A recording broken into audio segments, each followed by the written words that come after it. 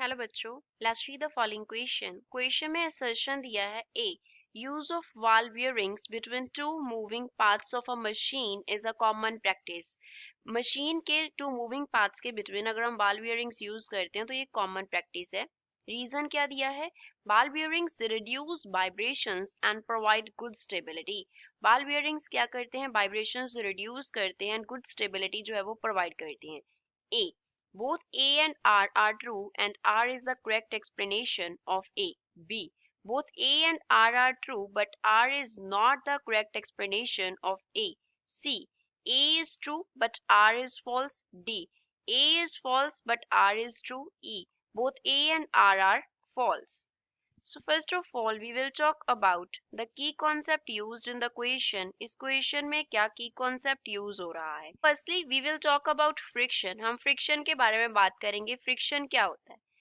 Two bodies जब एक दूसरे के साथ relative motion में होती हैं, two bodies in relative motion, two bodies जो हैं वो relative motion में हैं and their surfaces are in contact and their surfaces are in contact. उनके जो सरफेस हैं वो क्या है?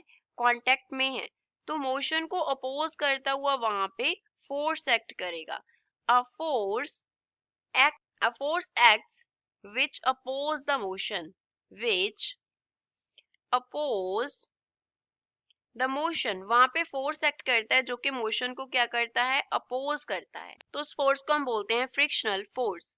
अब फ्रिक्शनल फोर्स की हम टू टाइप्स की बात करते हैं। फ्रिक्शनल फोर्स की टू टाइप्स की बात करते हैं। एक तो हो गया स्लाइडिंग फ्रिक्शन, स्लाइडिंग फ्रिक्शन। दूसरा क्या हो गया? Rolling friction. Second one is rolling friction.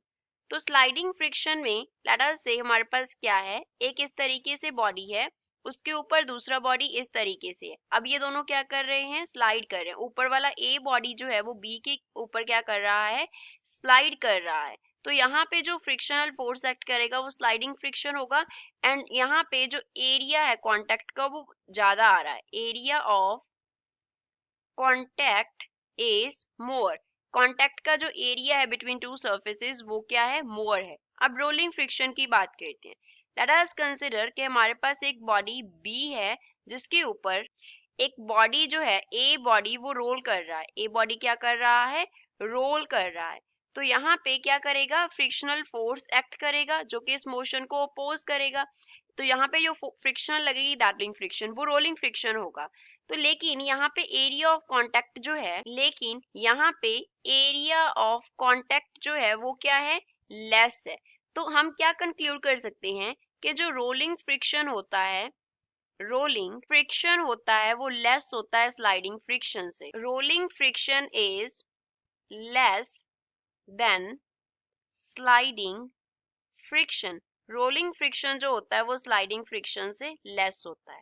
Now ball bearings कैसे होते हैं? लेट अस सपोज हमारे पास एक तो ये पार्ट हो गया मशीन का, दूसरा क्या हो गया? ये पार्ट हो गया। अब इन दोनों के बिटवीन क्या था? मोशन था, रिलेटिव मोशन। जो सेंटर वाला पार्ट है ये सपोज इस तरफ मूव कर रहा था और ऊपर वाला पार्ट इस तरफ मूव कर रहा था। अगर हम इन दोनों को कांटेक्ट में ले आएंगे तो वहां पे क्या एक्ट करेगा? स्लाइडिंग फ्रिक्शन एक्ट करेगा। लेकिन इसमें हम बॉल बियरिंग्स यूज करते हैं इस तरीके से, क्या हो जाते हैं? यहाँ पे वाल्स होते हैं। तो बेसिकली हमारे पास यहाँ पे क्या हो रहा है? These are the ball bearings, इन्हें हम बॉल बियरिंग्स बोलते हैं। तो यहाँ पे क्या हो रहा है? स्लाइडिंग फ्रिक्शन जो था वो कन्वर्ट हो गया। स्लाइडिंग फ्रिक्शन को हमने क्या कर दिया? कन्वर्ट कर दिया इनटू, किसमें कन्वर्ट कर दिया? रोलिंग फ्रिक्शन में, इनटू रोलिंग फ्रिक्शन। तो अगर फ्रिक्शन कम हो गया तो उसकी वजह से जो मोशन है वो क्या हो जाएगा?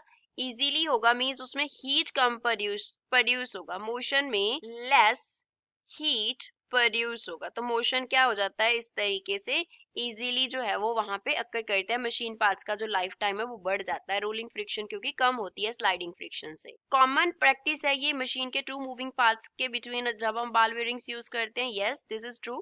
बट ये वाइब्रेशंस को रिड्यूस करके स्टेबिलिटी प्रोवाइड करने के लिए नहीं होते। ये किस लिए होते हैं? These are for converting sliding friction into rolling friction, which means A is true but R is false.